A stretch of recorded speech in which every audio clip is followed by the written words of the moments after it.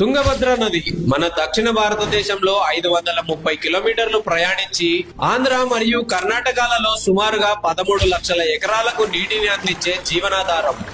ఈ నది మీద నిర్మించిన హొస్పేట్ డ్యాం కారణంగానే రైతులు వానాకాలం, చలికాలం, ఎండాకాలం అనే తేడాలు లేకుండా ఒక సంవత్సరానికి 365 రోజులు నీటిని పొందుతూ 2 నుండి 3 పంటలు సాగు చేసుకుంటున్నారు.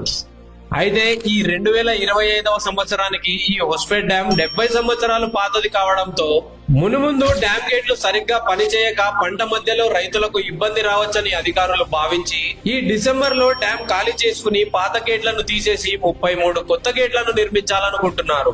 ఈ వీడియో నుండి తుంగభద్ర నీటిపై ఆధారపడ్డ రైతులు తెలుసుకోవాల్సిన విషయం ఏమిటంటే, ఇప్పటి నుండి జనవరి 10 దాకా రోజు రైతులకు నీళ్లు అందుబాటులో ఉంటాయి. జనవరి 10 తర్వాత నీళ్లు ఉండవు.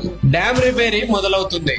జనవరి నుండి మే, జూన్ దాకా కేవలం అత్యవసరమైన తాగునీళ్లు మాత్రమే డ్యాం లో ఉంటాయి. కాబట్టి రెండవ పంటకు రైతులకు నీటి సరఫరా అందించలేమని అధికారులు చెబుతున్నారు.